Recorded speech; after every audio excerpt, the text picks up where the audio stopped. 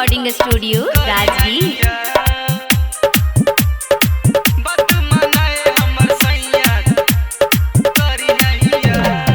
ऐसे न धरा पाजा दर्द भी बता जा, ऐसे न धरा पाजा दर्द भी बता जा। बात मनाए हमर सैया दर्द करे करी हैया, बात मनाए हमर सैया दर्द करे करी हैया।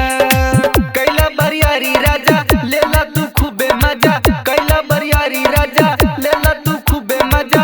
हमके गिराई के भुइया दर्द करे करी हैया, बात मनाए हमर सैया दर्द करे करी हैया, दर्द करे करी हैया।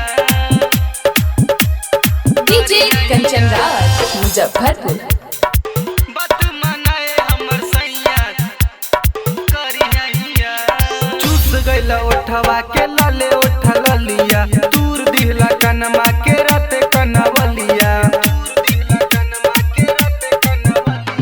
चूस गइला ओठवा के लाले ओठ ललिया, दूर दिहला कनमा के राते कनवलिया। दिहला दरदिया बलम भोरे भोरे, उठल दरदिया राजा जी पोरे पोरे।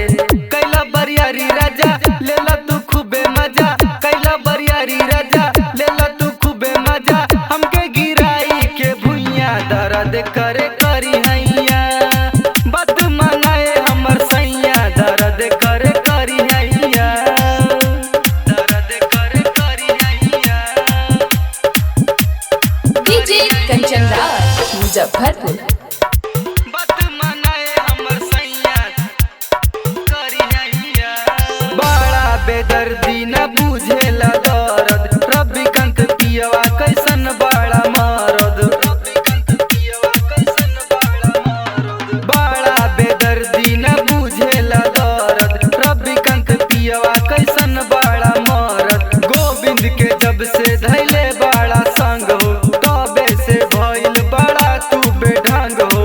कैला बरियारी राजा लेला तू खूबे मजा, कैला बरियारी राजा लेला तू खूबे मजा। हमके गिराई के भुइया दर्द करे करी हैया, बात मनाए हमर सैया दर्द करे करी हैया। ऐसे न धरा पाजा दर्द भी बता जा, ऐसे न धरा पाजा दर्द भी बता जा। बात मनाए हमर सैया दर्द करे करी हैया, बात मनाए हमर सैया दर्द करे करी हैया। कैला बरियारी राजा लेला तू खूबे मजा, कैला बरियारी राजा लेला तू खूबे मजा। हमके गिराई के भुइया दर्द करे करी हैया, बात